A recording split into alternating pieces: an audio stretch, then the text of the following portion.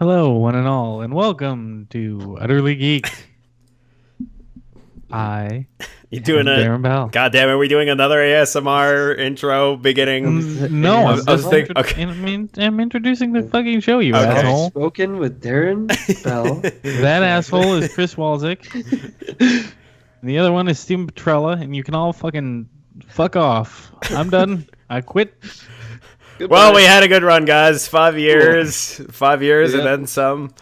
Had a good run. It's all over now because you fucked it. It's done. It's all because of the lack of the pop filter.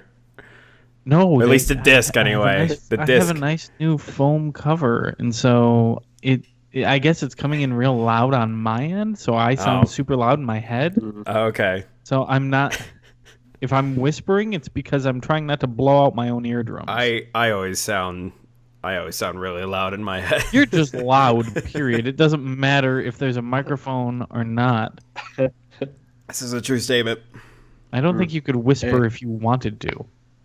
I can when I try, but I have to try real hard. I've never seen you try at anything, ever. I think my voice is pretty fucking loud too. Yeah. So yeah, Yep. Well, it's got like that booming fucking upstate New York accent. Mm-hmm. yeah, that happened. But honestly, Steve, you're probably the most mild toned out of all of us. Oh yeah. Yeah.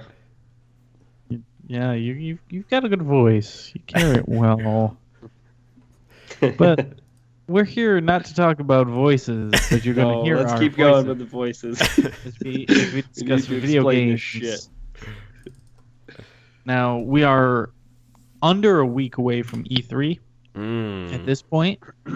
Damn. So we asked everyone to have questions locked and loaded, so you can watch along live at twitch.tv/cptwally. We'll be taking questions throughout the show, but we like to start every episode with what we've been up to over the past week. I finally have Thumper. Yeah, you do. I picked that up on the Switch because I think that's how that game should be played. So I don't have to get all set up and get buckled in for hours long because I'm going to play for probably 30 minutes, get pissed off, and put it down. Yep. The really cool thing about the Switch version is you have to play it with both Joy-Cons. Because the way they do rumble as you're grinding on a side will only shake that side Joy-Con. Right. And each of the different obstacles vibrates slightly differently, so you can feel the differences in them. It's really fucking cool. Other than that, it nails 60 frames a second, docked or undocked. I see no downgrade from any other version of that game. It's a fucking phenomenal port of Thumper. That being said, the only other one that I think I would recommend is anyone that lets you play it in VR if you have access to VR. Because that brings you to a whole new level of terror playing that game in VR. Yeah, I believe it. I really want to try that game in VR. I know I've said Yeah, it me so many too. times on this podcast, but I really want to fucking try that game in VR. That's a really well done game in VR, but it doesn't justify the purchase of VR itself. Oh yeah, no. Yeah. If you have VR, play Thumper there. If you don't, just play Thumper. Yeah. Yeah. Because in VR, you really get a sense of scale. So when that fucking terror head comes out over the horizon, it's so much bigger. Oh, it's good. Sweet. I also downloaded the... did you know that the Pokemon Company had a phone app come out a couple weeks ago? No. It's called Magikarp Jump. Oh, Jesus. It's not good. It really is. Like, okay, so Super Mario Run, Right. I can see why a lot of people felt burnt by that. I think there's enough challenge there, and it's fun enough for me to actually go in and play it. Magikarp Jump really doesn't have any kind of redeeming value. Yeah. You catch a Magikarp, you name your Magikarp, which you always name Magikarp. You can name it other things if you want, but that's the wrong way to go. You feed it things in its fish tank. You train it, which involves you slamming your Magikarp against different objects. Mm-hmm. And then you go on challenges to get it to jump higher than other Magikarp. Mm. And once it reaches max level and loses a fight, it's like, well, gotta retire it. And then you catch another Magikarp and start all over again. But with a higher level limit and a quicker way to gain. So it's basically a clicker, but a really bad clicker. Okay. And I've played a lot of clickers. I played a lot of good clickers. I played this bad clicker. Don't play Magikarp Jump. Don't do it. Mm-hmm. I also picked up Odin Sphere Life Trauser on PS4, which is that Odin Sphere remake. Okay. If you've played any of Odin Sphere, any of the other previous releases, this is actually different enough to where it's a completely different thing. Mm. Mm. You now have kind of vertical levels, and you can pop up and drop down through different areas, and there's completely different combos. It's so different that even on the main screen, you can select a classic mode to play the original PS2 release. Mm-hmm. It still looks gorgeous. It's the same story. They just kind of remixed things and made it a bit more digestible. They've streamlined the inventory a bit. It plays better. It feels better. It's a really good version of Odin Sphere if you missed that earlier on. Okay. What? Odin Sphere is relatively popular. No, I know. There's a number of people who play it. Mm-hmm. You being one of them. Yeah. Well, that's the thing is I had it originally on PS2, didn't finish it there. Bought the PS2 digital on PS3, didn't finish it there. I have now Life Drowser. So now you can finish it. So now you could play it for an hour and then not finish it. Not finish it, yeah. I do want to actually finish it this time through. I've gotten through in previous runs 1.5 characters or 5 characters. Okay. And they do this thing where you play one character's entire story arc, and then you'll start playing as a second one. And eventually, you get the timeline to see where the different characters' chapters line up in relation to each other. Okay. So once you see that, you realize that the first character you play actually comes in about 2/3 of the way through the overall story arc. And then after that, they all kind of converge, and you have a sequential, like, okay, this is what happens post the end with all the characters one after the other. Well, Odin Sphere is a really good 2D side-scrolling brawler. It has fantasy elements, and at the beginning, you're playing on the side of, like, not demons, but, like, nasty little goblins and dwarves beating the hell out of fairies and unicorns. Right. But then eventually you end up playing that faction side, and it's this whole like opera. It's really well written. I mean, I think it's well written. I can see how it would come across as corny and stupid to a lot of other people. Right. But I like it. Yeah. Well, you and I also got a chance to play some genital jousting after fighting controllers. Oh, I know. That game is deeply disturbing. But I fucking love it in every way because of it. Deeply disturbed, like. But it's so wonderful. It's so good. The feeling of just like fucking gross. They nail. It just doesn't. Nothing about that game feels good. So but it feels right. For those of you who don't know, genital jousting is a multiplayer local multiplayer game on Steam where you play as penises with butts between their balls. Yep. And you end up just in a number of different challenges. So classic mode is you're trying to put your dick in a butt and trying to get a dick in your butt, and then you get 2 points. Right. And you get a little longer. Yep. But then there's like a party mode where you get a bunch of different challenges, like eat the sausage, and so sausages will drop down, and you have to eat the sausage with your butt. Yep. Which means you just stick the sausage in your butt, and your butt slowly swallows it. It's every bit as gross as it sounds. Sounds pretty awesome to me. Yep. It's absolutely hilarious because you can accidentally fuck your own butt and just end up rolling around. I mean, dicks and butts and sausages are definitely. I think my thing. Yeah. So. I mean the one mode that had me really laughing was the pill, where it was just like it's like a double-sided pill vibrator, and then you're supposed to. Oh God! What it seems like is like you have to insert, and then you have to hold it for as long as you can, and I think that's why it's like it might just be randomly generated as to how long that mode goes on, and it's just I think it just gives the 2 points like as to I think it's just like. It gives you the 2 points as to whoever had it the longest or something. But just the way that it just like fucking pops out after a little while, like depending on how long you've had it, is pretty fucking great. Yeah, it pops out, it springs across. Everything just has like this oily, wet feel to it. Yeah. So it pops out with a really satisfying pop sound, and there's a little bit of a splash. It's Probably my favorite moment when we were doing that mode was that it popped out of me and then landed in someone else like perfectly. Oh yeah, right through the air.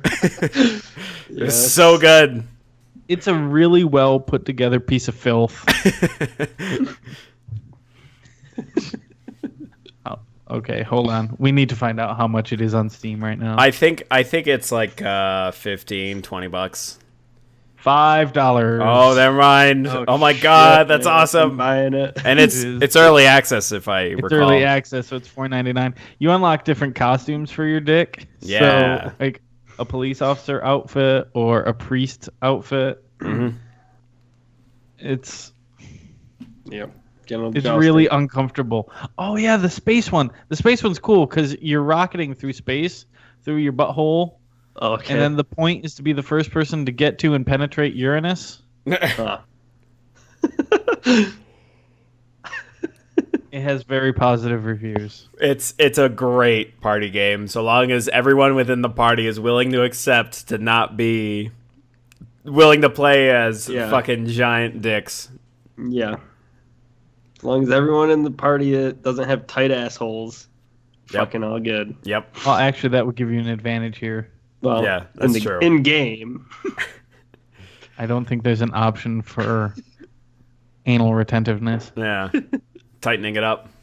Yeah. Like a block, almost. Yeah, there's no block. There's no anal bum cover in genital jousting.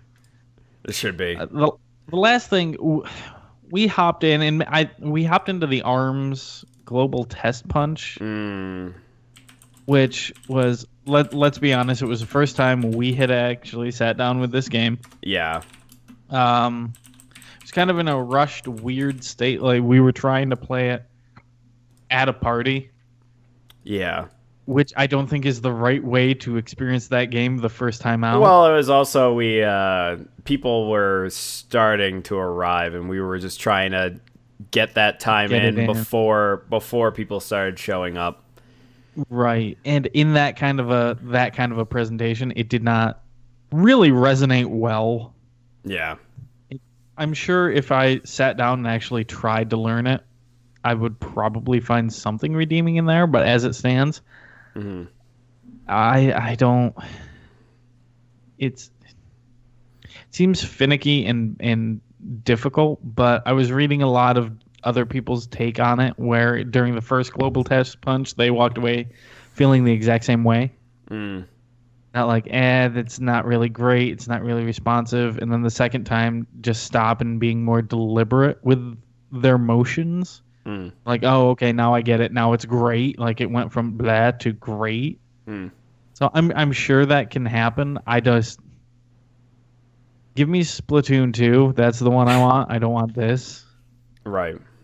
Like that again. That's just me. I mean, I don't know how you felt about it because you spent even less time than I did with it. Oh yeah, I did like one round and then I was just like, okay, no, maybe two actually. I think I did like 2 rounds, but yeah, it was just like I'll say exactly what I said then. It felt like playing a Street Fighter game for the first time ever, and you're going online against other people who have been playing Street Fighter and understand Street Fighter, and you're just like, hey man, I want to try this game out, and then you're thrown into the shit basically, and you're just getting comboed like fucking crazy, and you're just like, I don't know how to do anything.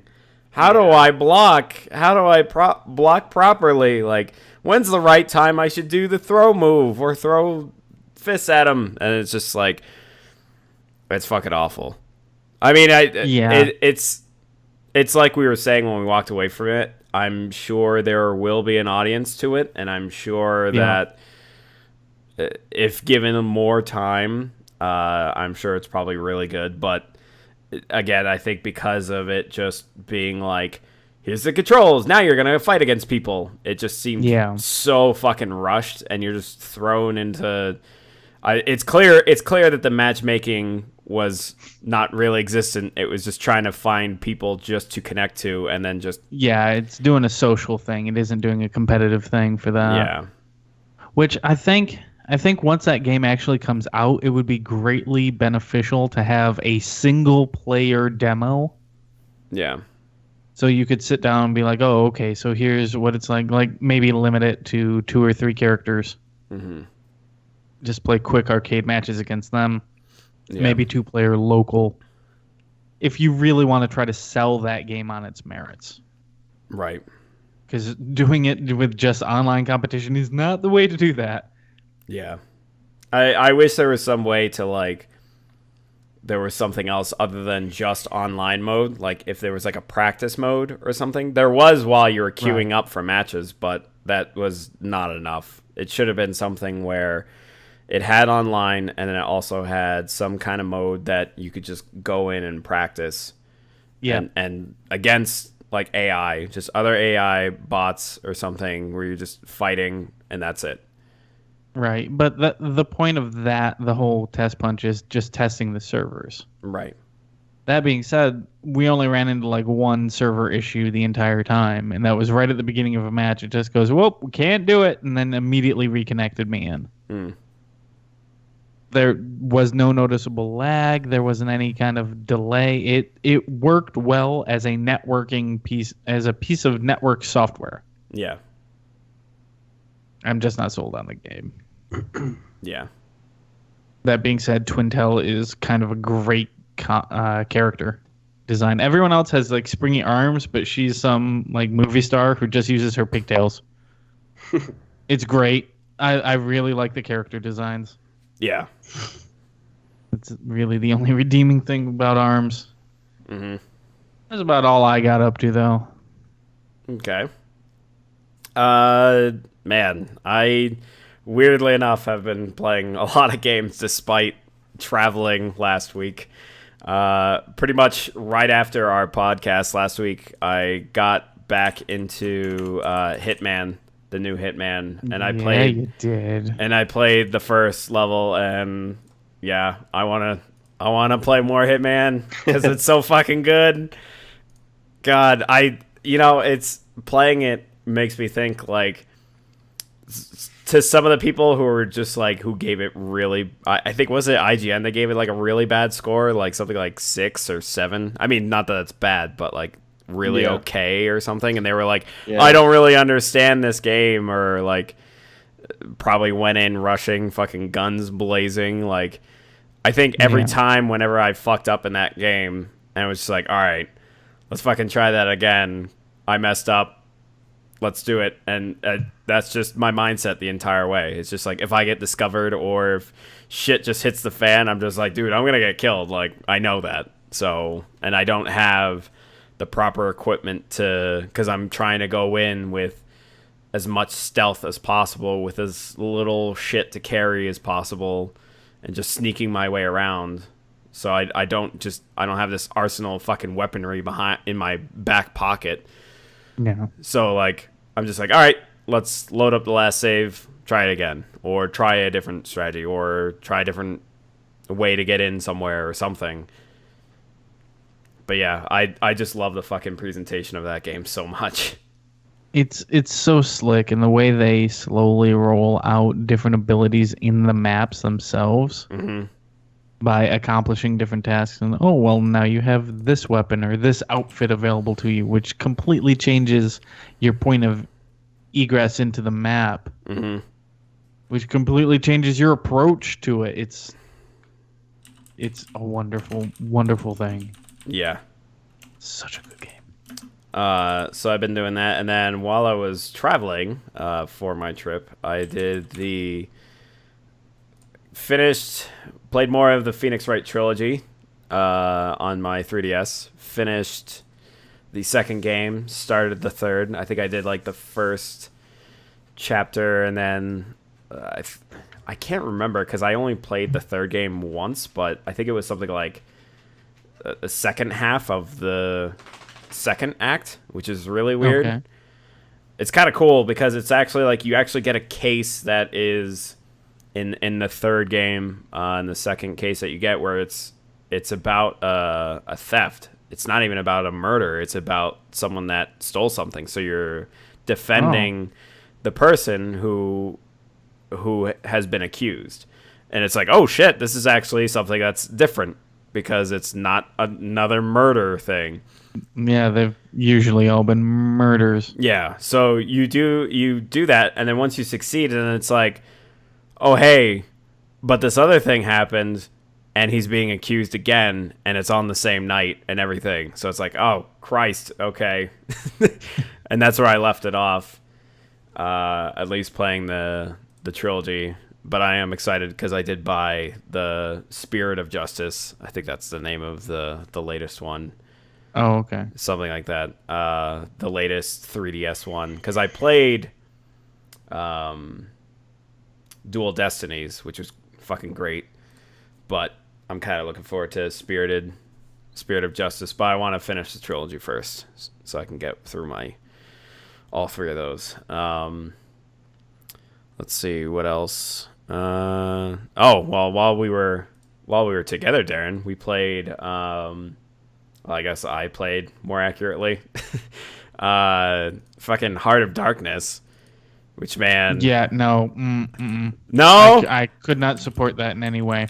Not even, come on, even with like the animations. Nope. And the style of everything. Nope. It's very clearly a ripoff of all those kinds of. It's a Prince of Persia ripoff. Right. Essentially. Yeah. Not even well made. It was frustrating to watch. I would say that intro is very frustrating to watch. No, the whole thing was fucking frustrating.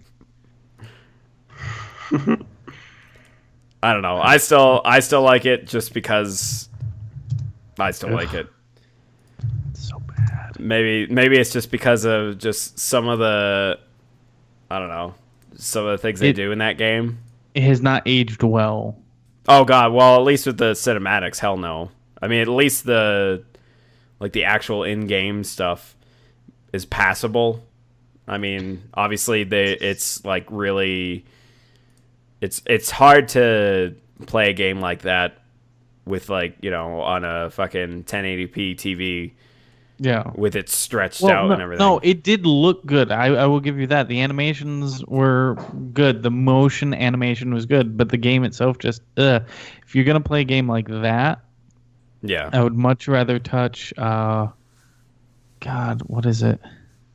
Shit, it was the same people who did Another World. Oh, god damn it. I'll remember it and get back to you. All right, that's fine. And yeah, that's about it. I think it's roughly Flashback. Quest for Identity. If you're gonna play a game like that, you fucking play Flashback. Okay. All right. Flashback is fucking amazing. Yeah. Because it doesn't pull bullshit off-screen one-hit kills that you can't block or do anything with. Right. That's the most frustrating thing, and like that was what passed for difficulty at that era of games. Yeah. Was instant kill, like, oh, it's gonna get you the first time. Right. Like you'll be like 3 screens in or something, and then you get insta killed, and you're like, all right, well now I gotta approach this differently. Yeah. And also at the same time do it all over again. Yeah. No good. Yeah. I would say the only thing that really angered me about Heart of Darkness, because I beat it like, I don't know, 10 years ago or something like that, was its ending. Its ending just fucking got me real pissed. I mean, I don't know if I know you don't care, Darren, but if anyone else is listening, I don't know, I guess. But it's beyond the statute of limitations. Oh, well, man. yeah, definitely. I mean, by well over a decade, but that game was 98. Yeah. It's like spoiling the end of StarCraft. Right. But the ending is it was all a fucking dream. Oh, Jesus. Pull So the it was fucking Super Mario 2. Brothers 2. Right. Yeah. Yeah. But the thing is too is like I mean, I know you saw how difficult it was on the intro with fighting through all the fucking shadows and everything with your electric gun. Mm-hmm. So like after you have your abilities with like the green orbs and shit, you're fighting your way to the final boss, and he's just like in the center of this room, and you're just fighting off his waves of minions. And then once you get to him,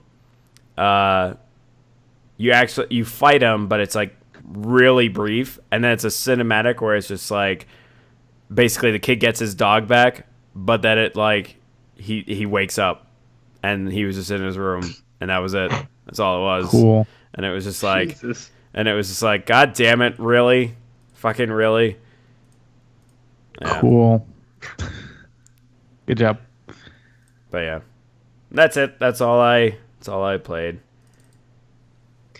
Yeah, I finished What Remains of Edith Finch.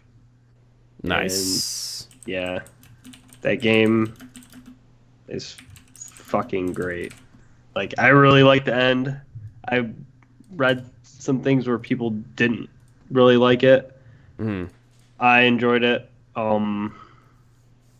I'm not going to talk about it because I know Darren really wants to play it. So yeah, and I'm not going to say anything because if I do say anything, it'll just spoil it. Like anything, yeah. So I'm not going to really. I don't even really want to talk about it. Just let you experience it, and then because it's only like it only took me, I think like a little bit over 2 hours to finish it. Yeah. So it's not a lot of stuff game, but what is in it is just fucking great, and the story is so good, and it's just, I think as far as that kind of game goes, it's very, very, very original. Much like Virginia was last year, like just a very original, interesting take on those kind of games. Okay. Yeah, I was really happy with it.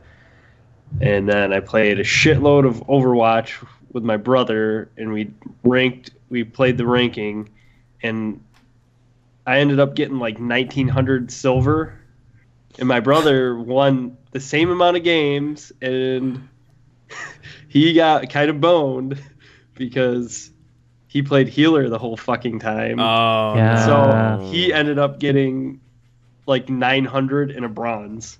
Oh, and my he was God. like, he fucking was playing so good.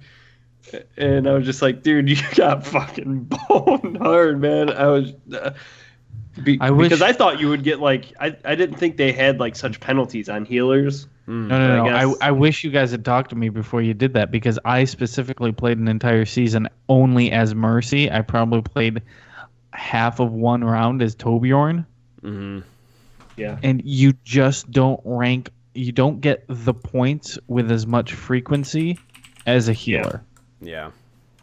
Unless you can't get as many medals as someone else can. Exactly. And unless you're nailing like huge reses every time, fuck off. Mm-hmm. Yeah. Yeah, because, I mean, I played Diva pretty much every round, and, I mean, I was getting probably 35 to 40 eliminations every game, and getting, like, at least 2 or 3 golds every game. So, yeah.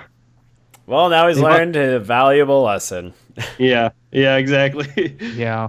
But I actually, surprisingly, like, because I think the last time I played ranked, I just didn't have a lot of fun playing that game.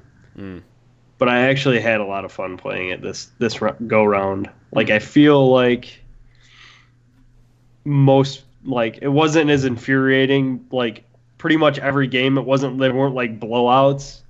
It was like good games, and people like there wasn't really any shit talking going on, and for the most part, like our teams were very cohesive. Even like I didn't even have to join team chat for our teams to be cohesive. Like everyone was just where they needed to be, and then like there was one game where me and the Zarya were just like connected. Like she just was like, "Hey, my ult's ready." I was like, "Oh, my ult's ready," and then she would hit her ult, and I would hit my ult, and it would just everything just was like perfectly aligned. And I was like, "Shit!" Without team chat, that was fine. Like didn't have to ever join it, and I just had a lot of fun. Nice. Yeah, if you're really paying attention and people are using those voice callouts, you really don't need voice chat in that game. Yeah.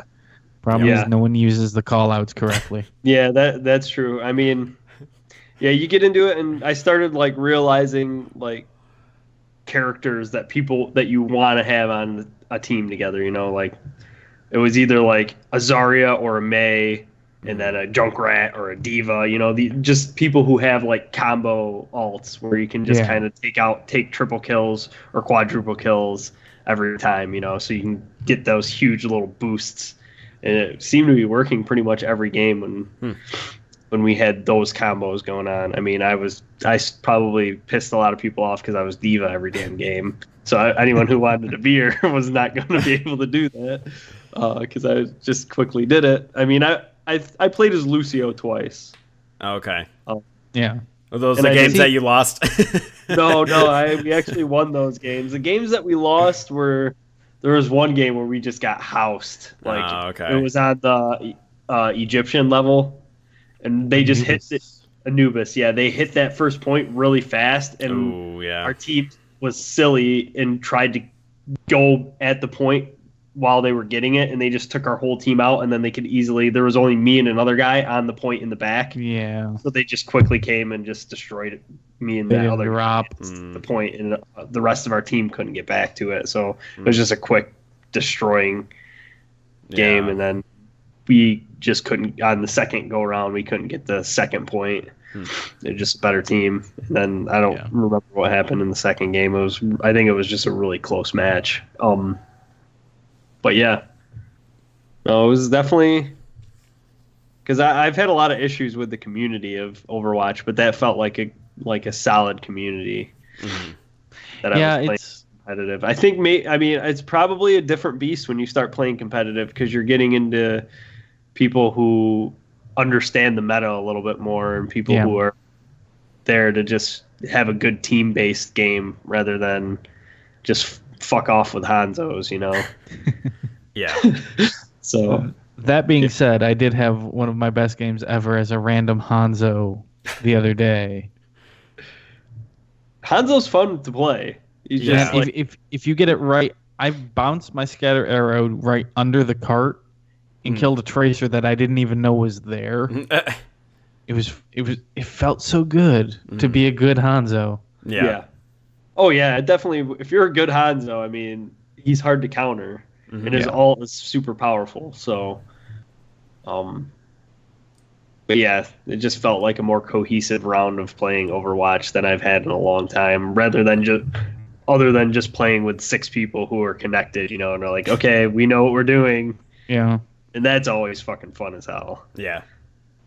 Yeah, I definitely enjoyed that. And then I played a little bit more Horizon.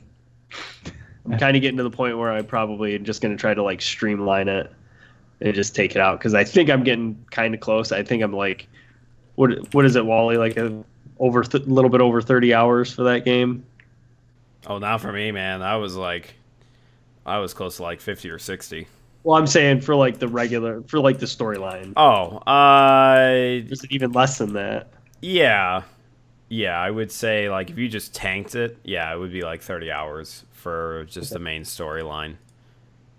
Yeah, but yeah, I mean, obviously I didn't. I fucking spent so much time just roaming around the goddamn world and finding everything and doing all the side quests. And I've been roaming around and loving it, and I want to, but I also want to play other games too. So yeah, which I can do with this, but it's just limiting, especially because I'm like really busy right now. So I'm in the process of moving and shit. So But yeah, I love that game. But we've talked about it so much still that I don't really need to talk about it. Yeah, and that's really all I've been playing. Nice. Cool. Let's transfer over to the news. There really isn't a ton. We will talk about a couple of things. First up, news that Neil Blomkamp, the District 9 director, may be debuting his next science fiction film on Steam? Yeah. There's a comment from him. Looks like it was a tweet. It says, if I sold experimental short films on @Steam Games as tests for potential full feature films, would people watch them? The answer is fucking yes. Yeah. Yeah. Yeah, do it. I like that idea. Yeah. It makes sense. Yeah, what's weird is that this is like coming to fruition now when like District 9 was showcased. I forget what fucking game it was. It was on Portal 2, where it was like an interactive trailer for oh god, what the hell was it? It was like 8mm? No. Super 8. Super 8. Thank you. Yeah. For Super 8. It was an interactive trailer for Super 8. And it's just weird that's like, 5, 6 plus years later, suddenly like, hey. Yeah, J.J. Abrams. Well, Abrams and Valve were supposedly working together on some stuff. Yeah. Oh, yeah, that's right. That's what I was thinking of. I'm getting my all my shit mixed up. I'm going to interject for 1 second and go rewind it back and say that I watched Logan this past weekend. Yes! Oh, I haven't seen that yet. Oh my god, you should. Motherfucker, damn it. You need I really to. wanted to talk a lot about that shit. I think I have it. I think I have access to it. No, I'm not sure yet.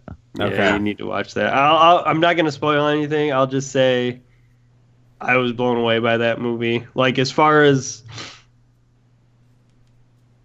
it being a quote-unquote superhero movie, like, it just didn't feel like it. Yep.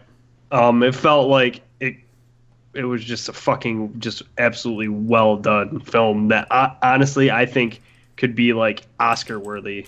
Like, there's moments in it where it's just like that good. Mm-hmm. It's like on that level of just like, holy fuck, Yep. man. Like, cool. Patrick Stewart and Hugh Jackman. Like, I definitely think Hugh Jackman deserves to be nominated, and just because not only did he just fucking destroy it with that character, like, that was just an amazing performance. Like, regardless of it being Wolverine, like, it's just a fucking phenomenal performance. I think he just deserves it on the merit of what he's done with that character and how long he's fucking played that character. And it like, shows. He makes it. He Yeah. makes it show. Like, he makes it Yeah. show that he's been that character for so fucking long. Yeah, exactly, and that's the take on it, and it's just so good. And then in Patrick Stewart, just like the level, the back and forth between Hugh Jackman and Patrick Stewart in that movie is just so well done and just so beautiful to watch. Like, Yeah. and it is just like a perfect final film for Patrick Stewart and Hugh Jackman in the X-Men universe. Just like so well done, and it's just like it's a superhero movie that is more based off of the humanity of like what you have and what you don't have and what you want from your life. It's just like so well done, and it's like a Western. I want to watch the noir version, the black and white version too. I want to check that out because I did purchase that. I bought the movie and it came with the noir version, and I really want to watch that. But yeah, I was very surprised that, like, I knew it was good, but I wasn't expecting it to be like that good to the point where I was just like absolutely fucking floored by it. Yeah, you don't expect that out of a superhero movie. No, absolutely not. Anyway, District 9 being not District 9, but back in the news. In other superhero movies, I saw Lego Batman last night. Hey, You want to talk about a good dumb fun movie? Yeah. Oh yeah. That is very much that. That is, yes. There are so many jokes in there that are just not for kids. No. In any fucking way. Yeah. Like the evil British robots, ask your nerd friends, is quite possibly one of the funniest jokes in that movie, because there's an army of Daleks that get unleashed on Gotham. Yep. But they can't say Dalek because that's BBC. Mm-hmm. And how the hell do they get away with the Iron Man sucks joke?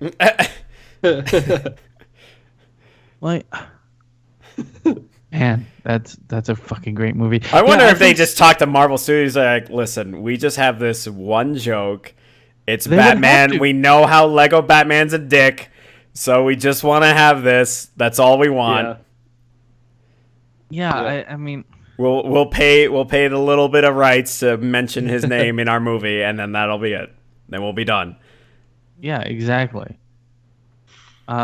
Yeah, I mean, you look at how all of this is running, how Steam is running. I think it's primed to be a movie hub. Yeah. Oh yeah. Like, why not? Fuck, Right. You can rent La La Land right now on Steam for $5. Wow. Hateful Eight for $4. Like, they're getting there. Yeah. Wow, yeah, no. Alien Covenant in Utero? Oh, it's a VR experience. Oh God. What the fuck? Oh God. Lego Batman, the Batmersive experience. All right, so Steam's doing things that no one's aware of. We need to start looking at this. Huh. Looks like all of The Walking Dead is on Steam. Mm-hmm. There's a whole bunch of different... The Hunger Games 360 is a VR experience. What the hell is going on Steam? John Wick 2. Yeah. So you can watch all these movies in VR. Is that No. So they have them tagged as specific VR experiences that get created for this. But you can just straight up buy John Wick and John Wick 2 plus John Wick Chronicles. Oh, it's the game that came out. $40. Oh, right. I think the John Wick Chronicles was the VR game that came out. That is the John Wick VR experience. Yep. Yeah. Oh my god. What the hell is going on Steam? All right, I'm going to have to dig into this. Shouldn't be too surprising considering, I mean, I've been watching the Phoenix Wright series on through stream. Right, anime series made a ton of sense on Steam. I just didn't think they had all like fucking Clerks, Pulp Fiction, Con Man is on there, both seasons. Oh shit. Jet Li's Hero, The Crow, like Dusk Till Dawn. There's legit movies on Steam now. I apologize to anyone who already knew this, but it's kind of blowing my mind right now. Yeah, there you go. Cool. So yeah, Neil Blomkamp, do that. It seems that you would bring a lot more attention to a potentially unknown sector of Steam. Yeah. A sector we just uncovered. Yeah. In other stranger news, Kerbal Space Program, the name and franchise has been acquired by Take-Two Interactive. Yep. Why?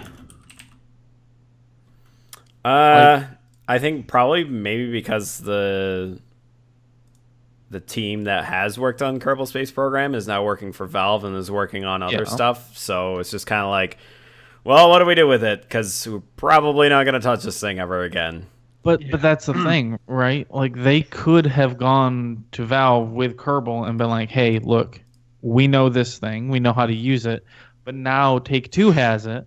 I'm assuming most, if not all of the original team is not involved with Take-Two because they're probably over at Valve. Yeah.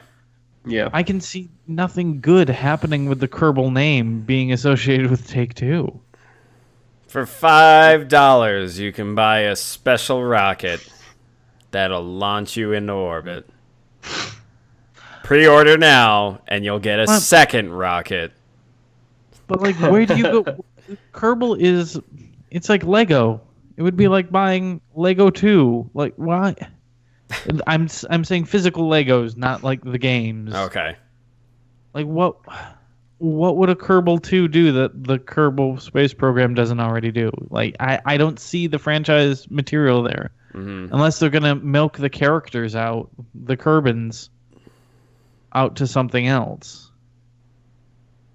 I was thinking more of like adding on to the Kerbal Space Program game. They've already added so much over its whole development. It only finally was released last year. Right. I don't see what else they could possibly add. More physics? Who knows? I don't know. This is a weird move, and I don't know what to make of it. I'm very confused. Yeah. In other happier, more straightforward news, Square Enix has partnered with a third-party developer for a new AAA title. That developer is People Can Fly. Nice. People Can Fly in Square Enix. People Can Fly, for those who do not know, created games such as Gears of War Judgment and Bulletstorm and Painkiller. They used to be a part of Epic. Yeah, for Bulletstorm. Yeah, they did re-release Bulletstorm full clip under Gearbox. Help me out. Gearbox, thank you. Gearbox Publishing. Mm-hmm. Now they're under Square. Like, People Can Fly makes really good weird games with weird guns and insanity. So I want to see what they will bring to the Square Enix universe. Yeah. Mm-hmm. New franchise. That'll be cool. Mm-hmm. We also got news of a new map coming to Overwatch, the Horizon Lunar Colony. Mm-hmm. It's a map on the moon where Winston grew up.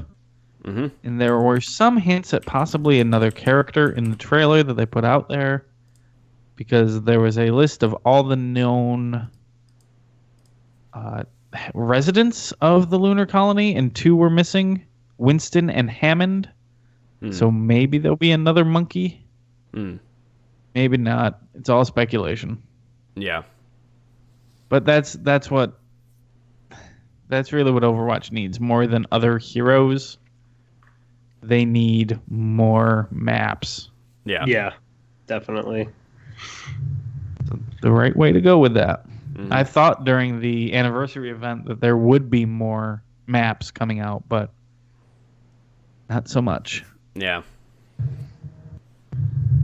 We also have news that Middle-earth Shadow of War has been delayed. Its new release date is now October 10th, which might be a bit ballsy for them. Yeah. To put it that late in the year in a crowded area. Questionable, but wish them luck. I think they have a big enough fan base for that game, though, that I think it's fine. Yep. I think a lot of people liked it, who are really excited, or a lot of people who like that game are just gonna buy it anyways, you know. Well, maybe not right away. If you wait, not right away. Yeah, wait for the it's still WB, guys. I mean, let's not get too crazy. Could fuck up. Fucking the last one got lucky, but I think that was mostly just because of the developers. But WB, let's not forget that WB still slipped up with the whole fucking like Batman. No, I was gonna say still with Mortal Kombat. Shadow of Mordor, where it was still their whole like, oh, you need to have positive. They were only having positive. Their review policy. Yeah. Oh, yeah, that's what it was. Their review policy. Yeah. It was like it had to be a positive review, otherwise they just were not. They were not having them. Yeah, which bled into Mad Max and Mortal Kombat, and plus that first Middle Earth ran fine on PC. Oh yeah, ran beautifully. But you look at what else they've done on PC: Batman and Mortal Kombat, and I think that comes down to the whoever does the port, though. Right, but still, WB has the final say, and this is good to go or this is not. Sounds like WB just says, let's fucking port it for as cheap as we can with the shittiest team possible and throw that shit out because we don't give a fuck. But they're inconsistent because Mad Max was a good port. Middle Earth was a good port. I think Mad Max was actually considered the best out of... It was even better than the consoles. So, like, even the consoles had issues, but Mad Max ran fucking beautifully on PC.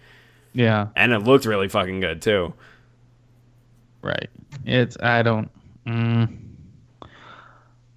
Hey, a delay is good if it means you get a better product. Yep. We say that every time we hear about a delay. Mm-hmm. And I don't think this year we're starved for releases. God, no. And we haven't even gotten to E3 yet, so... No, we haven't. Like, that's the terrifying part. Yeah. So, okay, make your game better. Mm-hmm. We also got a full dump about information regarding Nintendo Switch Online. Originally, when the Switch came out, they said online was going to be free until the fall, and then which point you would have to start paying for it. That has now been changed. It is free until 2018. It just says 2018. Might be beginning of the year, probably. Paying to play Nintendo Switch Online gives you online multiplayer. It gives you their voice chat through your smart connected device. It also gives you access to their classic game selection, which they're saying that might not be the final name. It says subscribers will get to download a compilation of classic titles with added online play, and they call out Mario Brothers 3, Balloon Fight, and Dr. Mario specifically. These are all the NES versions, but online play added to NES games, which is weird. People reached out for comment on that specifically because if you remember correctly, when this first came out, it was questionable as to whether or not you got to keep those games after the month, because originally they were saying, no, it's there for the month, and then we take it back. They've redacted that. So as long as you're paying, they say you get access to the classic game selection.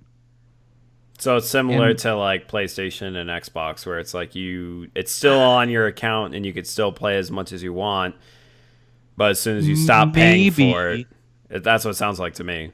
That's what it sounds like, but let me see if I can't find the actual tweet that they had put out about it, because it sounded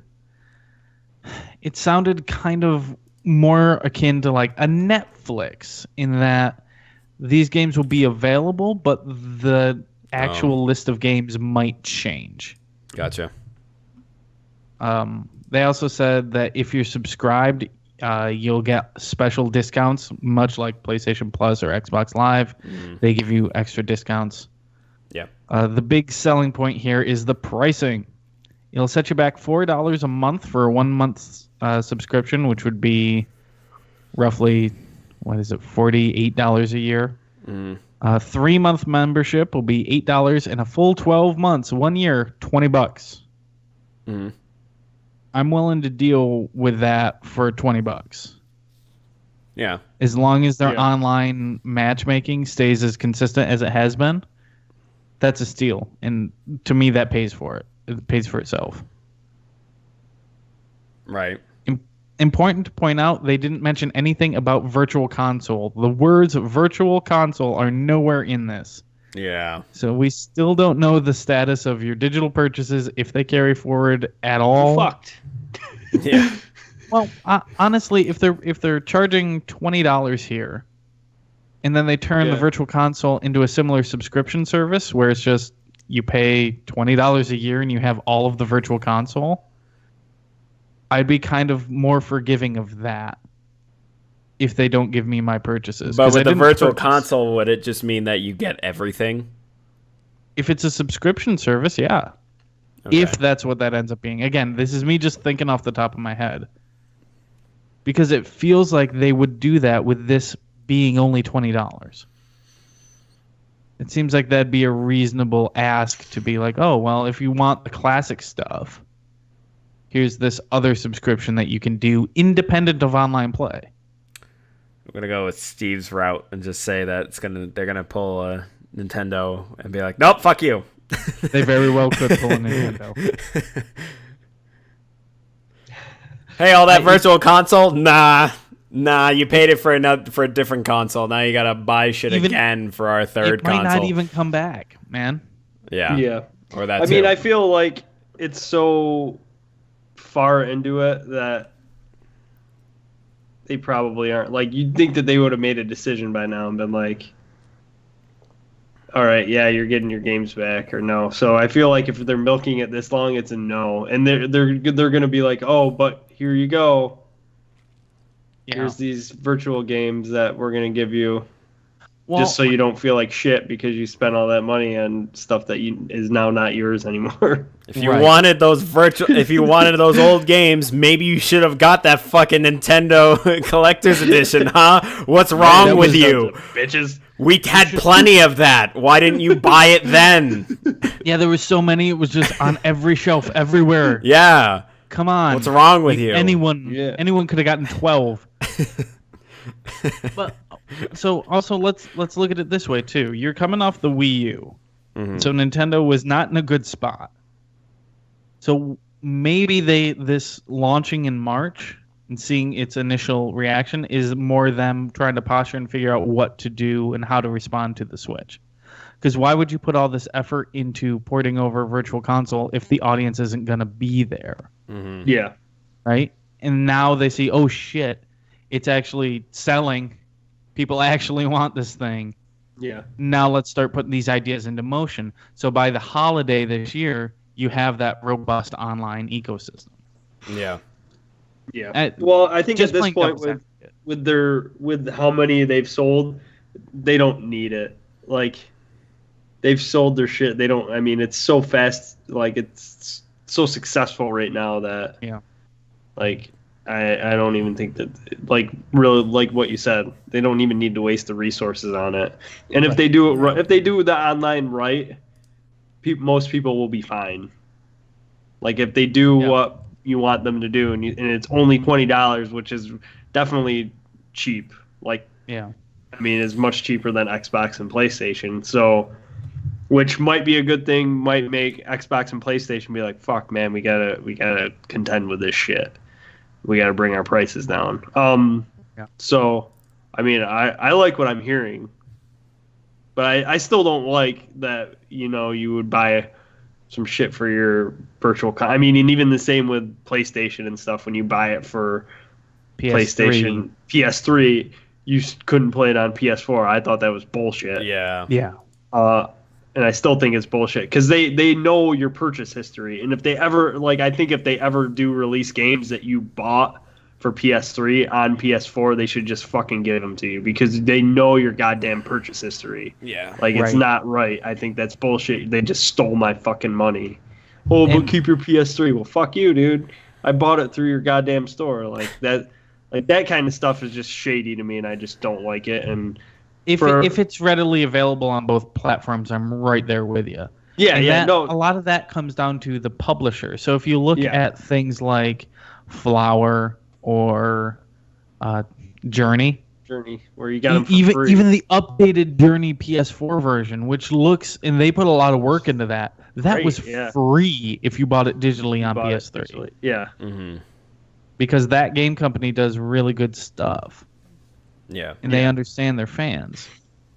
So I really hope it definitely comes down to but I'm not holding my breath. Yeah, it definitely comes down to who the publisher is and stuff. But but I could totally see them doing that and making the Virtual Console a separate subscription service on top of this. If that's what you happening. And I think that's the logical way to carry that over. With it. $20 a year, you get all Super Nintendo, all the Super Nintendo games. Yeah, but I also got a Raspberry Pi, so. Yeah, but that Raspberry Pi, you can't play fucking F-Zero online, son of a bitch.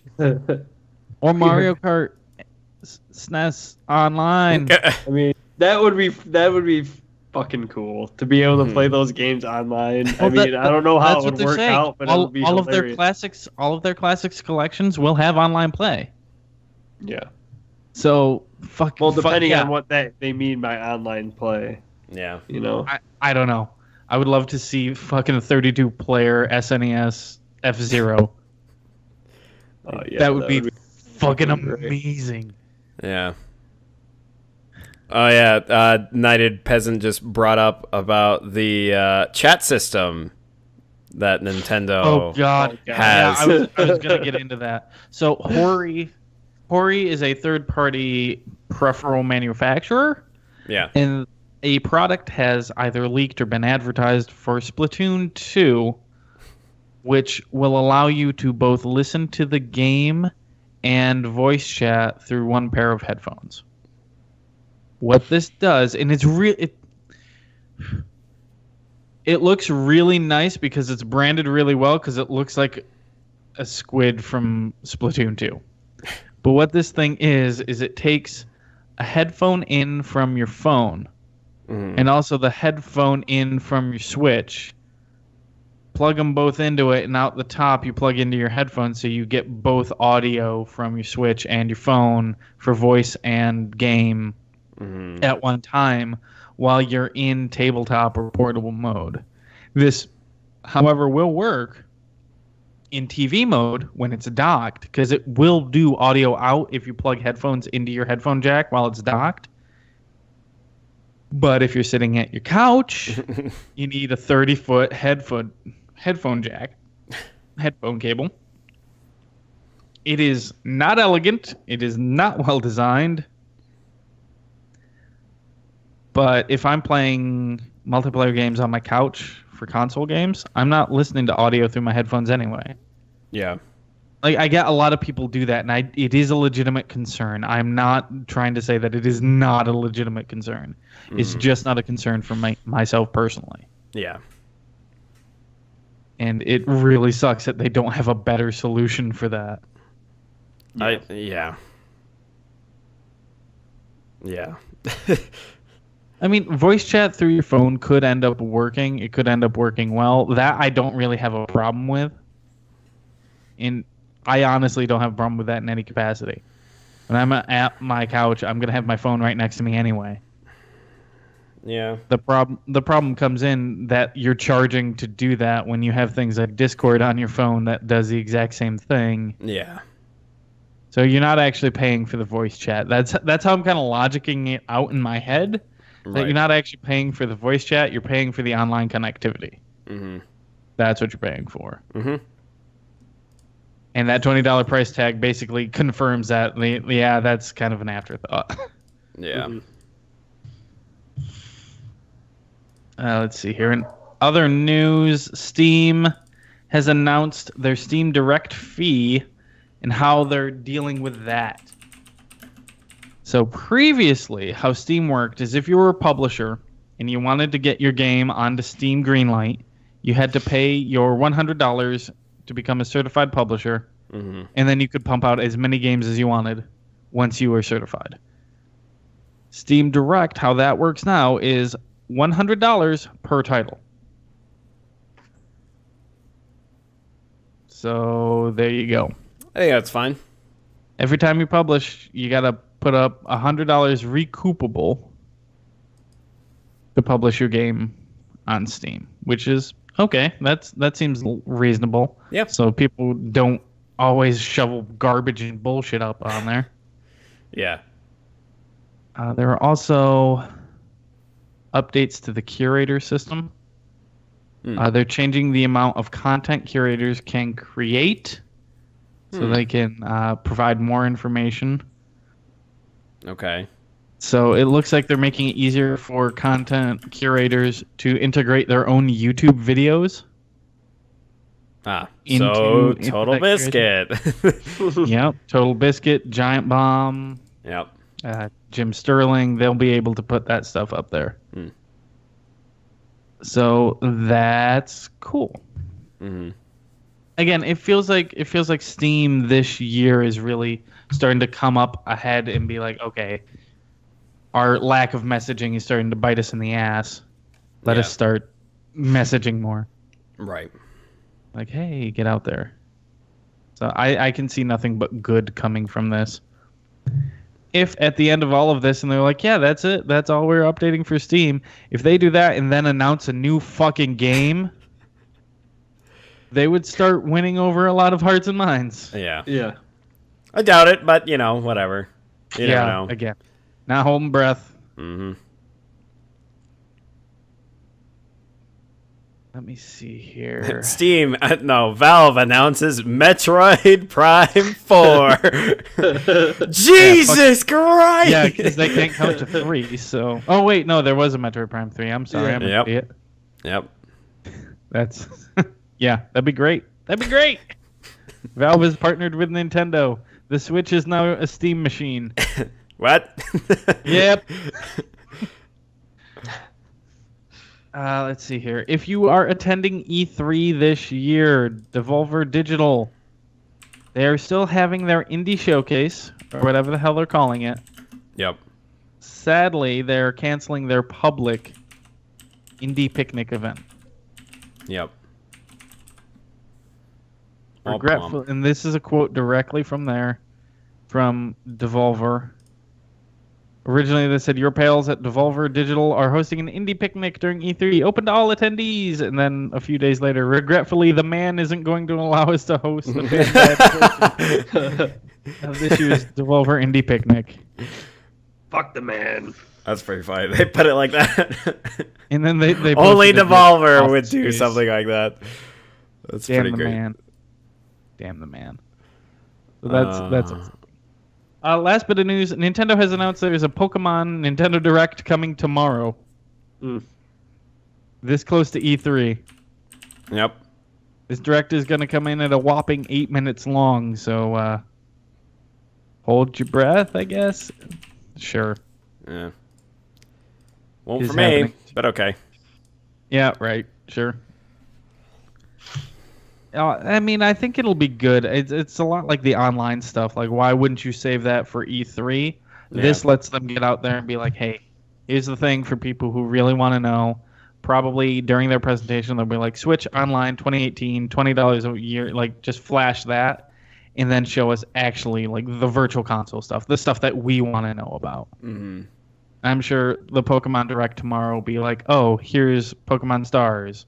And the reason why it feels to me like they're just going to announce that Stars is like a revamped version of something else on the 3DS to try to get that out of the way and make way for a Pokemon Switch announcement at E3. Like get some of the halfway disappointing news out of the way right now. Yeah. It would make a lot more sense, like the whole Middle-earth Shadow of War delay. Like that's most of what the news that you have right now. Yeah.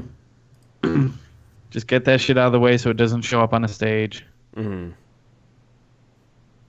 that'll be it for the news from my side, unless I missed something. No, not really. Well, I mean, kind of to go with the Devolver thing, I actually have a high school buddy of mine who actually made a game that Digital Devolver is showcasing. They announced it in their Twitter today, like a new game. Yeah, I'm pretty sure he worked on the animation for it. So that's fucking awesome. Yeah, so his game's like front and center right now. So that's was that weird clicker that you were telling me about? No, it's someone else. Something else. No, something else. But now that you bring it up, no, what's the Devolver game? It hasn't been announced. They just showed a GIF of it, and they were like, "Yo, here's this thing." So you got insider information. That's like it. That's all I know, which is basically it was in public. You can blast the Devolver show out of the water. You can fucking take all the wind out of the sails. Come on, damn the man. No, I'm not. No, I'm not doing that. Okay. I'm not doing that for the sake of my friend's job. Well, fuck him. We had scoops. Fuck him. Our podcast needs more. Our shitty little podcast. Yeah. Yeah. We got the scoops on this indie game that no one's ever heard of. Yep. This is the first game your friends made? I wouldn't say first, but it's like something that was just showcased by Digital Devolver that he had posted. Devolver Digital. Yeah, sorry. Yeah, that basically they had showcased, and he was like, "Hey, I made this thing," and then so that was like all I saw. It was like, "Oh shit!" Like, that's actually on awesome. fucking the top of games right now. That's cool. Yeah. That's cool. I wish your friend luck. Yeah. Looks cool. I mean, you know. Sure. On that note, let's kick it over to questions. Email them to utterlygeek@gmail.com. That's utterlyg33k@gmail.com. If you send them there, we'll answer them here on our big E3 show. We didn't get any questions emailed, but you can also chime in locally, lively, at twitch.tv/cptwally. As we record live, we'll take your questions there. Do you have any questions in chat? No, I mean, other than, you know, we told you about guys. Nintendo, but that's it. I know. Damn it. You sons of bitches. I told you guys to bring your questions. Send in your motherfucking questions. You know what else you can do is if you go to Facebook and you go to Utterly Geek, you just search UTTERLY space G33K. You can join us. We post a number of things regularly, including the video and the audio of this podcast. But hey, you can join in conversations. You can comment on our posts, and we will totally answer those questions. Yep. Either live on Facebook or here on the show. Mm-hmm. We can take your questions all over the place. Just give us your questions. Give it. Give them. Give us. Give them. Give them. Give them. Give them. Give them. It's the only thing that sustains us. I'm so hungry. Hungry for questions. Yeah. They're wonderful. Anywho, that'll kick us over to our final segment, which we do every week for those who are in the knows. New releases. Mm-hmm. Damn it. It's starting to autoplay shit now. We start, as always, with the PlayStation 4 and a game that's near and dear to Steven's heart. We have Victor Vran coming out on PlayStation 4 June 6th. Nice. There's also the Wipeout Omega Collection coming out on PS4 on June 6th. The Wipeout is a fucking hell of a game. Makes me happy. Dirt 4 comes out on PS4 June 6th. Cool. Elder Scrolls Online Morrowind June 6th PS4. This seems to be a pretty big date. Yeah. As I say that, that's it. Perception comes out PS4 June 6th. That's that you play the blind woman horror game. Oh, yeah. That looks pretty cool. Yeah. Yeah, and that'll be it for PS4. Everything's coming out on the 6th. And then it's quiet until the 13th, until E3. So no surprises there. Kicking it over to Xbox One, we see Elder Scrolls Online Morrowind coming out June 6th as well as Dirt 4 on Xbox One. Perception, June 6th, Xbox One. Let's see. Yeah, that'll do it for the Xbox One releases over the next week. We will see on Nintendo Switch, Goner comes out June 8th. That's an indie game. Looks like roguelite. Tough as hell procedurally generated 2D platformer with... Stop me if you've heard this one before. And, as always, we end with PC releases. The more notable ones. The more notable ones, for the love of God. We will. Don't worry about that. All right. Hell Warders comes out June 6th on PC. Starfleet Armada Rogue Adventures. Okay. Comes out June 6th on PC. Amber's Magic Shop, June 8th on PC. Wonder Boy, The Dragon's Trap comes out June 8th on PC. That's actually a remaster of an old, I want to say, Omega game that wasn't really popular in the West, but popular elsewhere in the world. It's a really dedicated remake. There's been some amazing coverage of that. Honestly, it's an interesting game to me. I don't say that because I'm an asshole, though I am an asshole. Dirt 4 comes out June 9th on PC. Terra Mystica comes out June 8th on PC. Let's see what else. Squids from Space. June 9th on PC. I felt like that should have had a little bit more fanfare for that. Squids from Space. There you go. Much better. Yes. So much better. But are they kids or squids? Oh, God. We'll let you ponder They're that definitely that'll squids, God damn it. That'll be it for your PC gaming releases, and that'll be it for a new... Oh, hold on. Hold the fucking phone. Oh, God. There's a 3DS new release coming shit. out June 6th. Farming Simulator 18 on the Nintendo 3DS. Oh, yeah. That's funny because I saw that on the eShop last night, and I was like, okay. Yeah. Oh man, it gets even better. 3DS coming out June 8th. Anime Workshop. So you can workshop all your animes local to your 3DS. Okay. It's what everyone's been asking for. Everyone's been waiting for it. The workshop of animes. Sure. Mm-hmm. That'll be it. That'll be it for this week's episode. We're gonna have to work out when we're actually gonna be able to record next week because things are gonna be E3 and busy everything. and full with E3. Yep. We may have some scheduling conflicts, but that's for us to discuss. Yeah. But follow us on Twitter at Utterly Geek And Facebook. and Facebook and utterlygeek.com. Yep. Somehow, if you can somehow, bookmark, I guess. Yeah, just type that into a web browser, hit enter, and save your bookmarks. Yeah. Mm-hmm. Yeah. Remember, bookmark it. Or save the actual HTML if you're that fucking crazy. Yeah, I've done that by accident before, and it's actually worked pretty well. But you just get the one snapshot of the website. It never changes. Oh. But yeah, thanks for joining us, and we will see you at some point next week, post E3. Hey, before we go, I know this question was asked last week, but after a week to ruminate about it, what are you guys looking forward to at E3?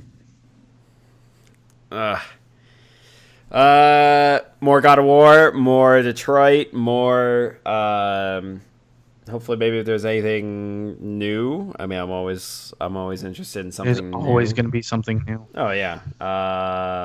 Let's see what else. I don't know. It's a lot of stuff that Sony has, but I also want to see what Digital Devolver has. Devolver Digital. God damn it! Damn it! I thought I had it right the last time. Devolver Digital. Yeah, I want to see what they got to bring to the table, and I just want to see their presentation in general. I want to see how fucking crazy they go with it. Nice. Steve. Looking forward to definitely Sony's shit. I'm actually interested to see what Nintendo does. Definitely Bethesda too, to see if they have those two. Well, they have that little thing where it looks like they have two new games. Yeah. So I'm interested to see what those are. That's really about it. I mean, I hope there's some surprises. Yeah. Like, oh yeah, Okami 2 or something weird. Holy shit. Oh man, that would be insane. Oh, fuck. Like just some weird that'd shit. be real good. If Platinum suddenly had that again. Oh god, yeah. That would be crazy. Like just some fucking crazy surprise like that. Yeah. You know? Honestly, what I'm hoping for, again, I want to see Nintendo. I want to see Microsoft's argument as to why they need to keep existing. Yeah, really. I really want to see them knock it out of the park. I want to see what the fuck that Scorpio is and how they're gonna get people to buy it. Mm-hmm. And I'm hoping for an update on fucking Psychonauts 2. I want to see some fucking Psychonauts 2. Yeah. And again, all the weird stuff that we don't even know exists. Like that moment for me last year when it was like fucking Shenmue 3. I about lost my goddamn mind. Because that's something that I never thought would exist. Right. Yeah. and it got announced in the most weird and haphazard way. Right. I was like, here we go, we're Sony, and here's Yu Suzuki, hooray! Countdown to a Kickstarter. Okay, thanks you. Like, what the fuck is? Why is Sony? What? Like, I like those moments when I don't know what to think. Yeah. And E3 always has them. Give me the cringe. Give me the weird. Give me the Ubisoft. Yeah. So, and by this time next week, we'll have a good long list of weird shit that's happened. Yeah, definitely. And we will talk to you at some point next week. Mm-hmm. Thanks for joining us. All right. Have a good E3. Bye, guys. Bye. As ominous as that sounds.